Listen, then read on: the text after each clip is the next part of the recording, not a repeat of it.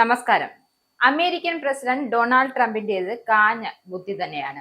ജീവിതം കെട്ടിപ്പടുക്കുവാനും മെച്ചപ്പെട്ട ഭാവിക്ക് വേണ്ടിയും വിദൂര ദേശങ്ങളിലേക്ക് ചിറക് വിരിച്ച് ആയിരക്കണക്കിന് ഇന്ത്യൻ ടെക് പ്രൊഫഷണലുകൾക്ക് മേൽ ഒരു ഇടുത്തി പോലെയാണ് ട്രംപിന്റെ വിസയിലെ പുതിയ പ്രഖ്യാപനം പതിച്ചത് എന്ന് ട്രംപ് കണക്കൂട്ടി. പക്ഷെ കളി ഇന്ത്യക്കാരോട് വേണ്ട എന്നതും ഏത് ഇടുത്തിയെയും മഴയായി പെയ്യിക്കാൻ ഇന്ത്യക്ക് അറിയാം. അതായത് പുതിയ നിർദ്ദേശം വരുത്തിയ അമേരിക്കയിലേക്കുള്ള വിമാന ടിക്കറ്റ് ബുക്കിംഗ് സംവിധാനങ്ങൾ മനഃപൂർവ്വം ഓവർലോഡ് ചെയ്യുക എന്നതായിരുന്നു അവരുടെ ലക്ഷ്യം. ആയിരക്കണക്കിന് ടിക്കറ്റുകൾ പണം നൽകാതെ താൽക്കാലികമായി ഹോൾഡ് ചെയ്ത് യഥാർത്ഥ യാത്രക്കാർക്ക് സീറ്റുകൾ ലഭ്യമല്ലാതാക്കി. അതായത് ഒരു പ്രതിസന്ധി സൃഷ്ടിക്കുകയായിരുന്നു.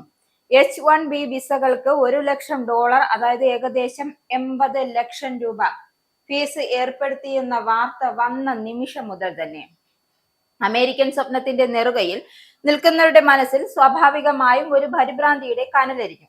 നാട്ടിൽ അവധി ആഘോഷിച്ചിരുന്നവരും കുടുംബമൊത്ത് തങ്ങാൻ ആഗ്രഹിച്ചവരും ഒക്കെ തങ്ങളുടെ തൊഴിൽ നഷ്ടപ്പെടുമോ എന്നൊരു ഭയത്താൽ അമേരിക്കയിലേക്ക് തിരികെ പോകാനും പറക്കാനും തിടുക്കം കാണിച്ചു.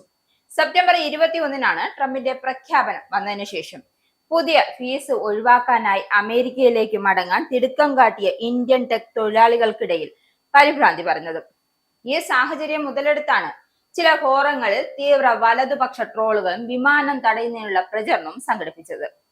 ഈ ഗ്രൂപ്പുകൾ ഇന്ത്യ അമേരിക്ക റൂട്ടുകളിലെ വിമാനങ്ങൾക്കായി തിരയുകയും പണം നൽകാതെ തന്നെ ചെക്ക്ഔട്ട് പ്രക്രിയ ആരംഭിക്കുകയും ചെയ്തു.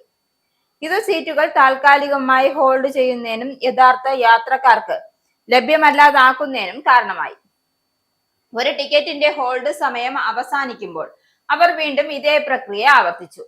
ഇത് വിമാനങ്ങൾ തുടർച്ചയായി തടഞ്ഞു വെക്കുന്നതിനും ടിക്കറ്റ് നിരക്കുകൾ വർദ്ധിപ്പിക്കുന്നതിനും ഒക്കെ കാരണമായി തീർന്നു.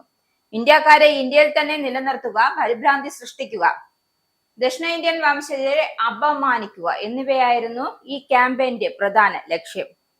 ന്യൂയോർക്ക്, ന്യൂവാർക്ക്, ഡാളസ് തുടങ്ങിയ നഗരങ്ങളിലേക്ക് തിരക്കേറിയ റൂട്ടുകളിലാണ് ഇവർ ശ്രദ്ധ കേന്ദ്രീകരിച്ചത്. ക്യാമ്പയിൻ യാഥാർത്ഥ്യമായ പ്രതിസന്ധി സൃഷ്ടിച്ചതോടെ ഇന്ത്യൻ തൊഴിലാളികൾ പറയുന്നത്, അതായത് എന്ത് ചെയ്യണമെന്നറിയാം, ഒരു ടിക്കറ്റിന് പോകുമ്പോൾ ടിക്കറ്റ് കിട്ടുന്നില്ല. ഇന്ത്യയിൽ അവധിക്കാലം ആഘോഷിക്കാൻ പോയ ഓസ്റ്റിൻ ആസ്ഥാനമായ സോഫ്റ്റ്വെയർ എഞ്ചിനീയർ അമൃത തമനും ട്രംപിന്റെ പ്രഖ്യാപനത്തിന് പിന്നാലെ ടിക്കറ്റ് ബുക്ക് ചെയ്യാൻ ശ്രമിച്ചപ്പോൾ എയർലൈൻ വെബ്സൈറ്റുകൾ ആവർത്തിച്ചുള്ള ക്രാഷുകളും ചെക്ക്ഔട്ട് പേജുകളും പെട്ടെന്ന് സമയം കഴിഞ്ഞു പോകുന്നതായും കണ്ടു. അതായത് പരിഭ്രാന്തിയെ തുടർന്ന് 1,00,000 ഫീസ് H-1B അപേക്ഷകൾക്ക് മാത്രമേ ബാധകമാകൂ എന്ന് വൈറ്റ് ഹൗസ് പിന്നീട് വ്യക്തമാക്കി. ഇതിനുശേഷം H-1B വിസ കൈവശം വെച്ചിരിക്കുന്നത് നിലവിൽ രാജ്യത്തിന് പുറത്തുള്ളവരുമാർക്ക് വീണ്ടും പ്രവേശിക്കുന്നതിന് 1,00,000 ഈടാക്കില്ല എന്ന് പ്രസ് സെക്രട്ടറി കരോളിൻ ലീവ് സ്ഥിരീകരിക്കുകയും ചെയ്തു.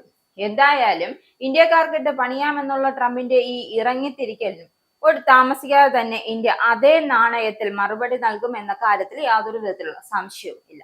ഇസ്രായേലിന്റെ 5 സൈനിക താവളങ്ങളിൽ കനത്ത നാശനഷ്ടം. മോദി വെളിപ്പെടുത്തുന്ന ഇന്ത്യയുടെ വികസനത്തിന്റെ മയക്കുമരുന്ന് വിൽപ്പനയ്ക്കെതിരെ ശക്തമായ നടപടിയെടുത്ത് ഷാർജ പോലീസ്.